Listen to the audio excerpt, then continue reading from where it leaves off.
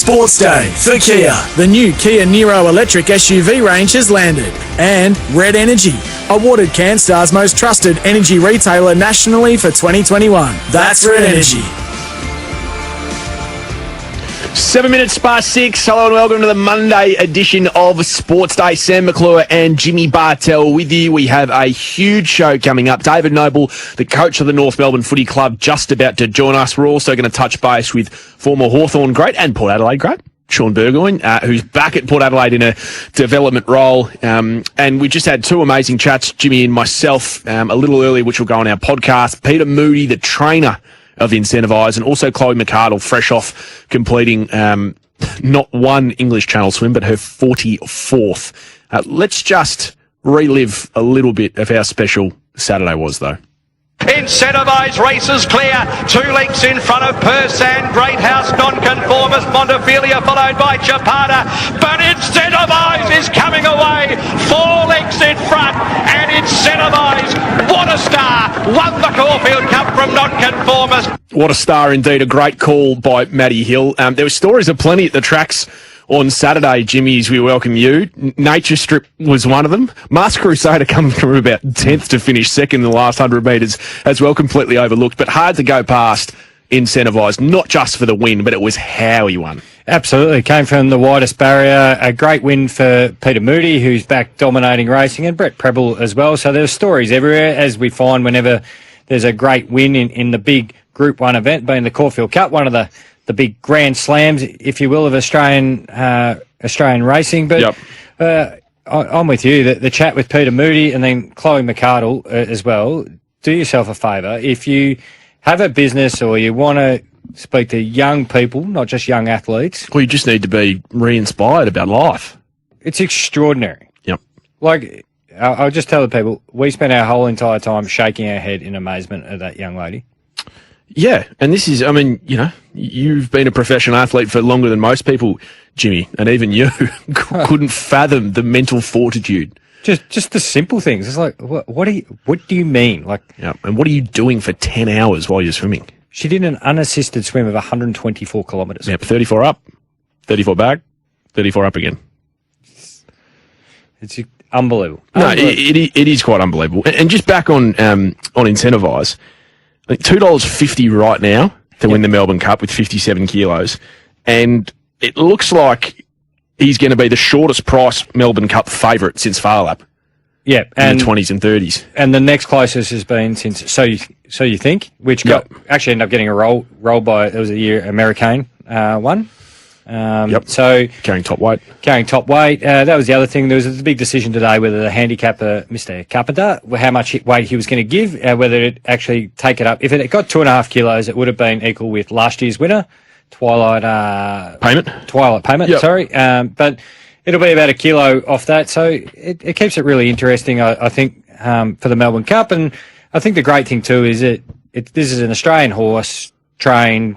Everything brought up here. We can fall back in love with Australian staying. I know we're big on our sprinters and things like that and all the events that go on with that. But, this is one for us all to really get behind. But also, you had the Everest. And how great was the two races almost? We had an hour of unbelievable racing. You mentioned Nature Strip. It solidifies itself as an absolute future Hall of Famer. Just a freak of a horse. Yeah. But mind you, as you said, I know it didn't win, and okay, you can do whatever you want. You know, Ricky Bobby, if you're not first, you're last.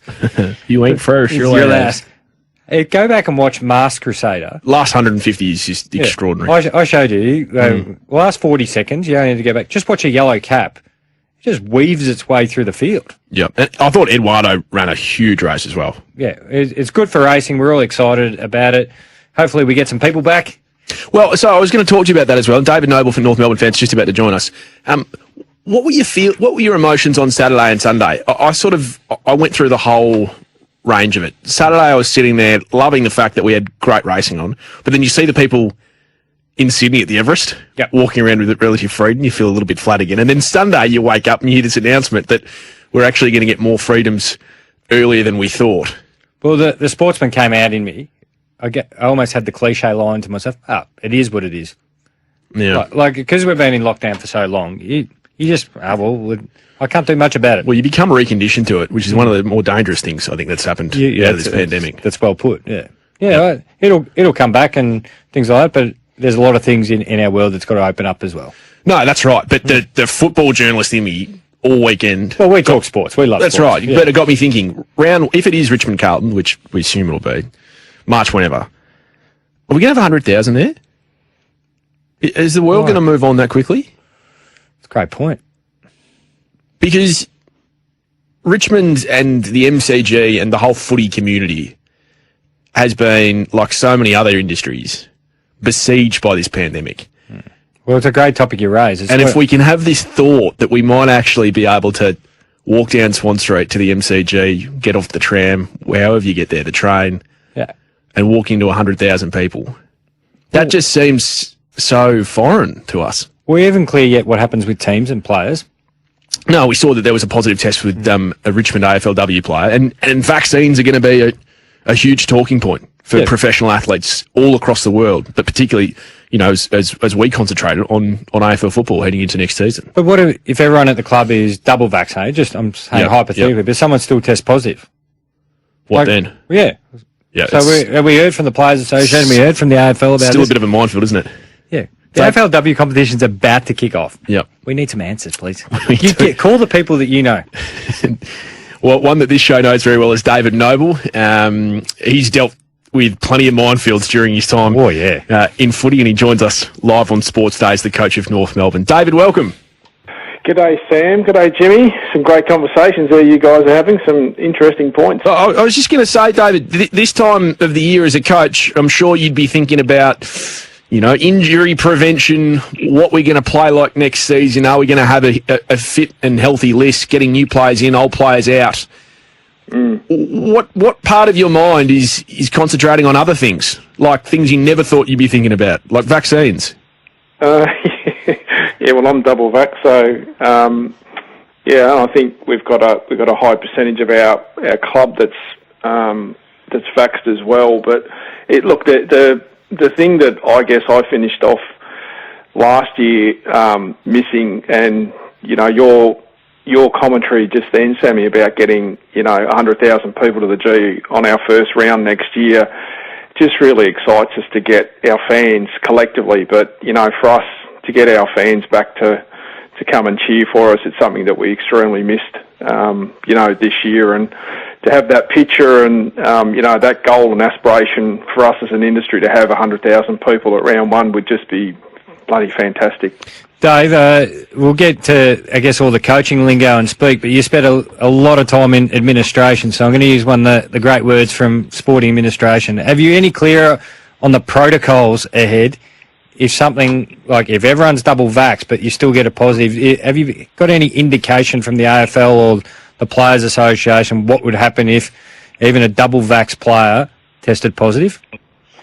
Not at this stage, Jimmy. The only thing that I would think is that, the way that it shifted this year particularly, we didn't necessarily have to go into small groups as much as we did the year before.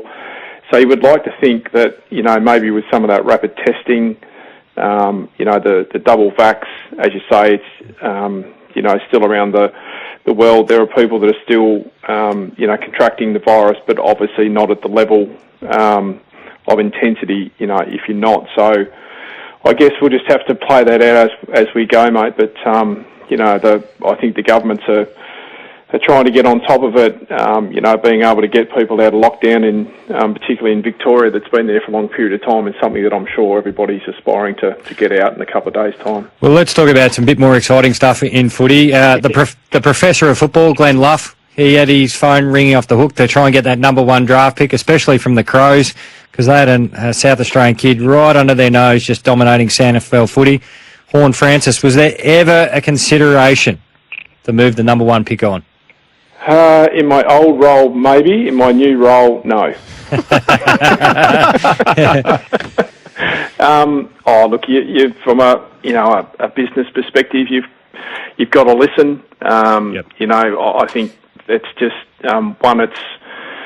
if it's in the interest of the club to consider something, mate, then someone's prepared to put something, compelling in front of you. It probably wasn't from either of the two clubs. I'd have to say that wasn't anything that was extremely compelling for us to go, oh yeah, look, that's something that we need to take to the board and consider. From a coach, he's a fantastic player. We're looking forward that if we don't do any dealing in that period of time between now and the draft, we'd love to consider him, I think, at the top end of the draft. What about the other side of footy? They're the new players coming in. Old players going out, it's never easy. Sean Atlee, Trent Dumont, Tom Campbell, Charlie Ham, all being told they wouldn't be offered new deals. Can I just ask you about Sean? 234 games for the club, David. And I guess relative to that, you're an outsider coming in. How difficult is that conversation? All delistings, I'm sure, are really tough. But a guy that's played that many games and has been part of the fabric of the footy club for as long as he has been, are you able to take us inside that conversation? Yeah, as you say, Sam, they're extremely tough. Regardless, I mean, you're taking away, people's aspirations and dreams in a lot of cases. And Sean's been, an enormous stalwart of our football club and a very well loved, player. Particularly internal from a player's perspective, highly valued, highly rated. Look, without going into, I guess, the intimate details, I think it's those conversations that you need to have, ongoing through the year. You can't afford, I don't think, as a person or an individual, to get to a point that it becomes, just a shock or you blindside someone from that side of things. So. Yeah, there were some ongoing discussions, with myself and Sean in regards to where things were laying. We have to make some changes. We need to continue to grow the list. There's a level of unluckiness in some of those players, and there's a number of them across the competition at every club, mate, where they cycle out of contract, unfortunately, at the wrong time. And, so there's a little bit of that as well. And then there's some tough decisions that we have to make in the assessment of where we're going, how our list needs to build and how we're going to maintain, opportunity for guys to come through. So there's a number of different elements that go into the overall decision. But yeah, Sean and Trent, have been fantastic players for our football club for a long period of time. Dave, you're using a bit of American terminology, your depth chart. Off the back of his year last year, I know no one's guaranteed any position. They're still got to put in the work, but Larkey looks to be the key forward there. But you look at your rucks / key forwards, big bananas around 200 centimetres tall. You got young Charlie Cobden. Goldstein was fantastic, and we know he likes to play predominantly ruck. Edwards, the mid-season draft, and then Coleman Jones comes across. Yeah. One of these guys is going to probably have to serve a longer apprenticeship as a forward than a ruck. Yeah, that's probably true. I think the aspect that we liked last year was the fact that every time Goldie went actually forward, he kicked goals. His time forward for the number of shots on goal, he was probably behind Larks and probably in front of Cam. He was probably our most effective forward. He's awkward to match up on. There aren't too many teams that have got two defenders that are, a couple of 100 centimetres, so it throws another element to the opposition. He's quite mobile. Down there too, Jim, he's good below his knees. Yep. His defence isn't too bad. So, yeah, maybe the transition, for us at the moment, and we know CJ and Tristan can both play forward. So we feel like we're building some arsenal down there with Larks and Cam, of guys that can actually add some aerial power to our offence. Oh, I forgot about Sherry too, because obviously all the wheeling and dealing going on there with the Saints. But even your experienced players, we know Zeeble settled in well down back. Hopefully we see a fully fit Ben Cunnington. But it's a good sign that Simpkin wins the best and fairest, isn't it? Like that young group coming through as well, that he was able to put together a fantastic season, along with obviously Davies Uniac. Yeah, I think in the top 10, mate, we had 5 or 6 of that next crew, coming through. It was really exciting. But yeah, Jai had a great year. He learned a heap We challenged him hard internally. As a leader in our leadership group, he took responsibility for stoppages at times. Ben wasn't there early with that concussion. He wasn't there late, and he stepped into the breach when Ben wasn't, with us last year as well. So he's continued to evolve in that space. I think he learnt the balance of that inside-outside role really well. He took some really key opposition midfielders for us from time to time as well. So yeah, he had a fantastic year, and it was, as you said, not so much. I don't think it's a changing of the guard, so to speak, but it's sort of in that realm, isn't it? It's that new, fresh, vibrant youth that we've got coming through that showed some extreme excitement and some real genuine speed for us. What have you learnt yourself? What have you learned about yourself as a coach, David? 12 months in. I think I've been able to not worry too much about the small things, Sammy. I think we can sort of move on.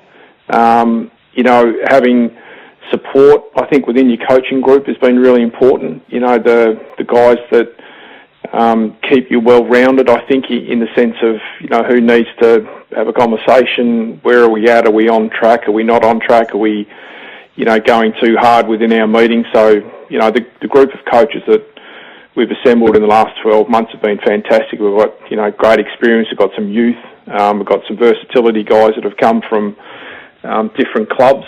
So that's been important, and I think, I've just got to be patient. I think as coaches we're all in a hurry, to gain success, and we've just got to do it methodically. We've got to do it the right way, and that it'll come. Success will come. Yep, and I think most North Melbourne supporters would agree that you are going about it the right way. Hopefully, some exciting times ahead for North Melbourne. David, really appreciate your time as always. We'll chat to you soon. Thanks, guys. Pleasure. David Noble there, coach of North Melbourne. Tom McDonald has had some really interesting things to say to Channel 9 News about vaccine mandates. We're going to get to those after this. Sports Day for Kia. The new Kia Niro electric SUV range has landed. And Red Energy, awarded CanStar's most trusted energy retailer nationally for 2021. That's Red Energy. Vaccinated, and most players would have been. But to be honest, I think it's ethically wrong to force people into a medical procedure. That was Tom McDonald on Channel 9 News with Ed and Woolley just a few minutes ago. Ethically wrong to force people into a medical procedure. And that's coming from someone who is already fully vaccinated. Yeah. That's fascinating. And I believe that he's the first player to speak out publicly about that. Yeah, you'd love him to extend a bit more about that, because it sort of raises a few more questions, like, as in, did you just get it because you were forced to continue to train and play? If you had the option not to, would you have not done it? So, would have loved to hear a little bit more from Tom, but I like when players speak their mind. You and I always talk about this off air. We love to hear more from the players and express their personality. And Tom's always been like that, in fairness. I mean, he's always said exactly what he thinks. That's... Yeah, I mean, without stating the bleeding obvious, it's fascinating that a player is brave enough and candid enough to come out and say, well, yep, I've got it, but I don't think, you should necessarily force people to. I'm with Tom, by the way. I think it's hard to mandate it, but it just becomes really difficult in a team environment. This isn't Novak Djokovic not wanting to get vaccinated. That only affects him and his back pocket and his ability to win slams. This is my point. The Players Association and the AFL need to come out and make it clear their guidelines, because just all this talk, and you're putting it on players who get door stopped, or they're doing any other interviews. Everyone's going to be asked about it. Take the pressure off the players and people involved at the clubs, and just make it clear. Like we've spoken about the NBA Players Association. Yeah. They didn't say you had to be vax, double vax, but here are the conditions if you are or if you are not. Yep.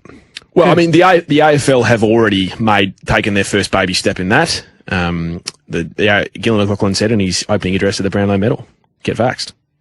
Yeah, but no one cares about what head office does. No one's going along Thursday night to watch Richmond, Melbourne to see the administrators. No. But of course people care what head office does, because if they mandate it, the players have to do it. But they haven't mandated yet for players yet. No, but I think that they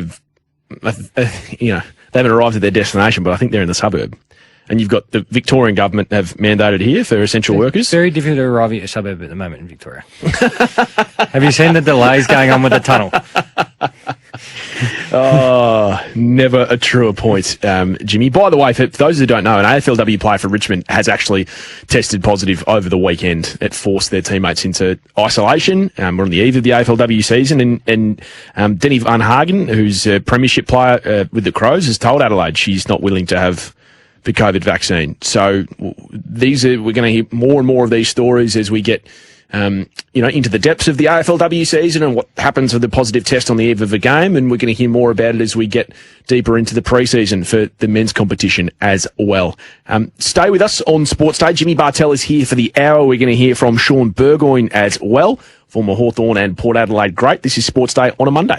Sports Day for Kia. The new Kia Niro electric SUV range has landed. And Red Energy, awarded CanStar's most trusted energy retailer nationally for 2021. That's Red Energy. Time now for a sports update for Tyre Power, Australia's biggest independent tyre retailer, keeping you safe on the roads. tyrepower.com.au. This horse has sort of delivered a fair spanking to most of the local opposition here the last 6 or 8 weeks. So he's trying to level the playing field at the same time, not take away from this horse's chance. So I thought he was quite harsh on him going into the Caulfield Cup, and then he whacked another 1.5 kilos on him, so he was right in the Caulfield Cup. So I want to back his confidence to think that he can win the Melbourne Cup. Peter Moody there talking to us on our podcast. Wherever you get your podcast, it'll be up shortly. Responding to Incentivise now carrying 57 kilos in his Melbourne Cup quest at Flemington the first Tuesday in November. Currently $2.50 Incentivise. Not a whole lot of value there. I think you give me the shortest favourite since Farlap in the late 20s and early 30s. You never like going near the really short price favourites in Melbourne Cup, particularly when they're carrying a heavy weight, but hard to go past Incentivise at the moment. Well, just because so much can go wrong. The field's so big, it's such a long race, things like that. But probably next closest, sort of short favourite in recent times is So You Think, and it got rolled. So, you need so much luck with the Melbourne Cup. Well, you do, but as you, the point that you made to Peter in that interview, so much can go wrong, but Incentivise, because of this tank that he's got, you almost feel like as long as he has space when he turns, it's going to be so hard to catch him. Yeah, it can ride on any pace. You just give it some space, as you said, so it doesn't have to follow horses through the race and get that protection that others would need. Yeah, and he had if you go and listen to the interview, some really interesting comments on Brett Preble and pretty honest about where he's been as a jockey, and I think the terminology he uses that he almost hit rock bottom at a certain point, and back now racing a Caulfield Cup winner. Pretty extraordinary. And West Coast, in quick footy news, has delisted Jared Brander. So pick 13 not that long ago. Jared Brander now delisted. And Richmond today announcing they re-signed Sydney Stack for next season. Sean Burgoyne to join us live after this. Sports Day for Kia. The new Kia Niro electric SUV range has landed. And Red Energy, awarded CanStar's most trusted energy retailer nationally for 2021. That's Red Energy. Look at this, and listen to this. We'll get back to Christie in a moment as the ball thrown into the pocket. Lovely tap. Stuart Dew couldn't do it. Don't you love it when a player comes together? Yes, the great Sean Burgoyne.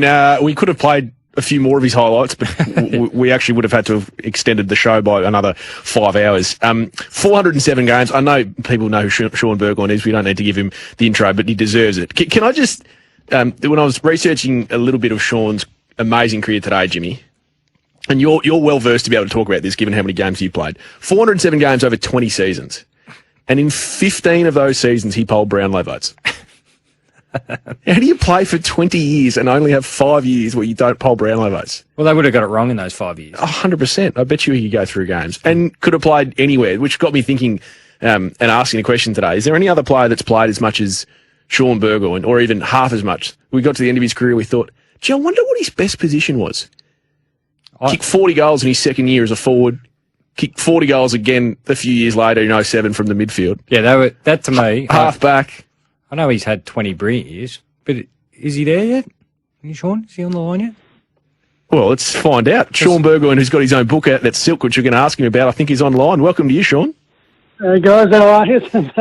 I'm waiting for the right time to jump in. Hey, Sean, I know every player will say a premiership year is their best year, but from a personal satisfaction point of view, do you have a year? Like, I thought one of your 20, the 07 year where you kicked 39, but you're playing as a midfielder, just really just stands out. You're just having a laugh, really, with the rest of the competition. was that the best? Yeah, it's funny because I remember, I was All-Australian a couple of years before that in 2006 as a non-baller, which I thought I played okay. And then I thought I played better a couple of years later in the year you're mentioning. I thought I played better.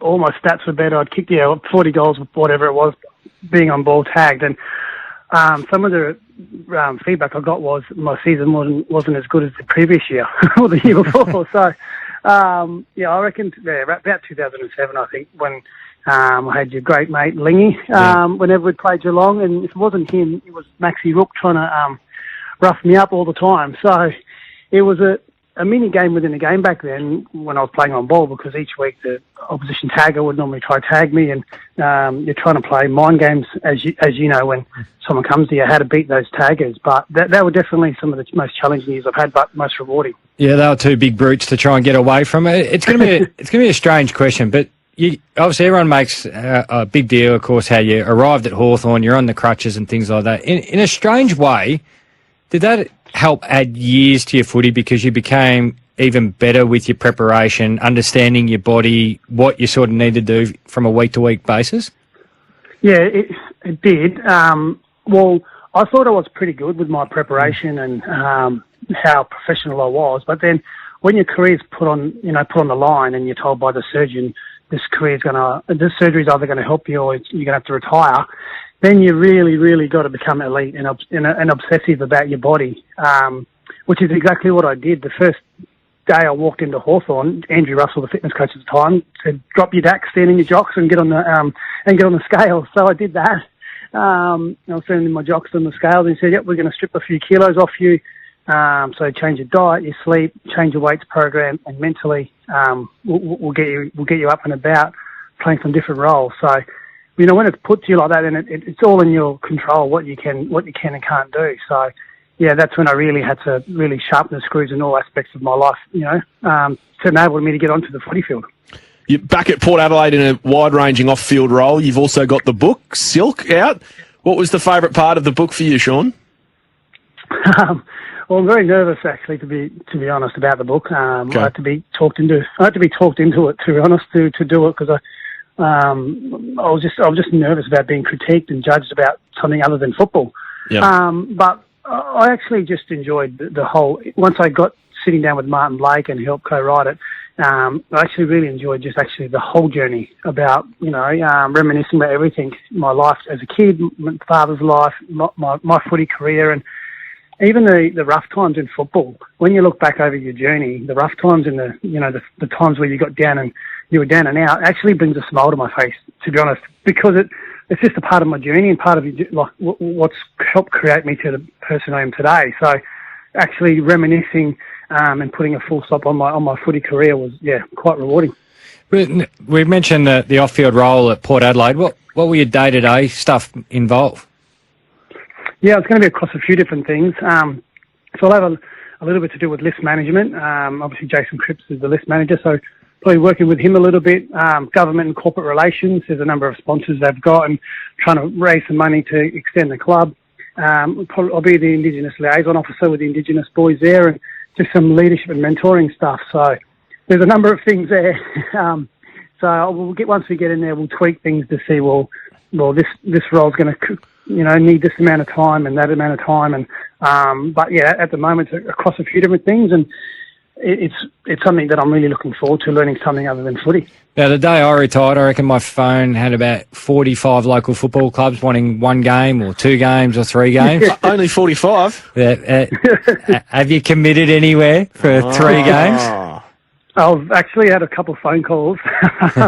One coming from Darwin to see if I wanted to play up there. Actually, 2 from Darwin. I've been up to play. I said no thanks. I didn't want to die in the sun up there. Then a couple country that'll be hot, mate. Running around up there in the NT. It's not my go. But yeah, potentially go back home to Mallee Park and play one game there. That's about it, really. But I'm looking forward to actually going and watch the amateurs play and having a beer, sitting in a deck chair, to be honest. Yeah, finally the stress of not having to rock up every week, Sean, and put your body through the torment that it did for 20 years won't be there. Hey, can I just ask you about the end of this year? A weird one in so many ways for the Hawks. Now that you can be honest with us, when it was originally announced the handover plan, did you sit there, Sean, and think, hang on, I know Clarko. I don't know if I can see this happening. Yeah, well, I think everyone thought that, to be honest. It's fair to say. Well, we, as players, in all honesty, we didn't know what was going on. Yep. We'd rock up the training, and when we're Waverley's situated in Melbourne, and there's never any media out there, but when you rock up the training and there's media already waiting in the stands, something's happening. So that's literally when we would find out. We'd rock up the training, like, oh, what's going on here? And then we'd come in after training, there'd be a meeting and say, all right, guys, this is what's happened. And so none of the players actually knew what was going on their last 6 months, because obviously the decisions are made upstairs. But those decisions do have an impact on the playing group from day to day, because it's something you can't avoid. You talk about it, and in the change rooms and after games, before games, or whatever, because it's in your face and it's an everyday topic. So yeah, to be honest, I couldn't really shed any much light on that, because you just found out when the reporters were actually breaking the news. What kind of coach do you think Sam Mitchell will be? Yeah, he's it's going to be interesting to see. He's always been a very smart football player, very meticulous in his habits. Yep. So I think he'll be able to get his point across very easily to the playing group. But we'll just see how he goes. He's a young coach. I think the way things have happened over the last 6 months, it's going to be interesting to see how he goes, because obviously he's taken over from the greatest Hawthorn coach there was. So big shoes to fill, but he'll do things his way, and time will tell whether it's the right choice or not. Sean, I know the role we spoke about, you'll be doing bits and pieces, but was that an option for you, or you seriously considered going into coaching yourself? Because there would have been offers for you to be like just a full-time assistant coach. Yeah, there were some offers, and people ringing up and speaking to my manager about coaching. I gave it a bit of a thought, but at this time, I've just figured, as assistant coaches, they put in hours and hours and hours of work in behind the scenes to get ready for not only training, or not only games, but training. So I thought it'd be a good time just to step back and just do some footy ops admin stuff, in a footy club, and then we'll wait and see at the end of this year whether that's something I want to stay in or get back into get into coaching. But at the moment, I'm just excited about doing something new other than football. And from the man himself, don't worry about me and Jimmy debating it, what was your best position? I'd probably like to think on ball. When I had a good knee, I'd like to think I played some good footy there. But Sean, I think you played some good footy with one good knee as well. Yeah, I know. So, but in all honesty, I actually really enjoyed the challenge later on in my career, because we sat down with Clarko and said, well, if you're going to play on ball, your shoulders are going to be cooked, your back's going to get cooked, knees and ankles, and the rigours of the game is going to cook you. So he said, let's play back, forward and mid, and which I really enjoyed that challenge. That from game to game, and then obviously from quarter to quarter, because that's what happened in real time. But I think that's one of the things that kept me going later on into my career, is that challenge each week of getting up for the team, and then when the team needed me to change my role, then mentally get through that and then actually perform. So I think that was a real big turn in my career, of going later into my late 30s. Sean, such a privilege to have you on. We could talk for hours to you. Port Adelaide are very lucky to have you back. The AFL's still lucky to have you involved in the game. I'm sure you'll be involved for a long time yet. So good luck with the next phase of your career and your life, and we're all looking forward to reading your book, Silk. No worries, guys. Thanks for having me. Sean Burgoyne there, the great Sean Burgoyne. There'll be plenty of great stories in that book, Silk, as well. Great stories about Choco, early days, Clarko early days, Clarko late days. Playing with his brother, what a combination, and Brendan Lade. Jeez. How good was... Peter was underrated, I reckon, when you talk about the Burgoynes. People always talk about great midfielders the last 20 years, obviously West Coast and Brisbane and even the Hawks and my Cats teammates. But you forget about that Port Adelaide one. Brendan, the two Burgoynes, Cars. Oh, the Cars as well. More sports after this. Sports Day for Kia. The new Kia Niro electric SUV range has landed. And Red Energy, awarded CanStar's most trusted energy retailer nationally for 2021. That's Red Energy. Hypothermia. They pulled me out of the water. Apparently, I don't remember, but apparently I was swimming with one arm and I wasn't following their instructions. And they're like, oh my God, she's lost it. Let's pull her out. By the time they got me to hospital and the doctor examined me, the doctor said to my crew, if you'd left her in there 30 minutes longer, she would have been dead. So people have died swimming the English Channel. Often the reason given from the coroner is cardiac arrest, but they don't know specifically, was it from severe hypothermia leading to cardiac arrest? Was it like drowning from becoming unconscious, then leading to cardiac arrest? And even one guy washed up in Belgium a few days after he was lost whilst crossing the English Channel. So for me, hypothermia is what worries me the most. That's the voice of Chloe McArdle, open water swimmer. Just broke the world record swimming the English Channel for the 44th time. If you've got a spare 15 minutes, wherever you get your podcasts, iTunes, Spotify, it's there. Our chat with her she is nothing short of extraordinary. And fascinating. There's just a little bit there, Jimmy, of nearly, literally swimming herself to death. Yeah, extraordinary, fascinating. It still leaves me with so many questions. Yeah, and someone like you who would have listened to all of the best motivational speakers in your time as a cat and a player, and you were bewildered by that. Yeah, I just don't know how. She's so mentally tough.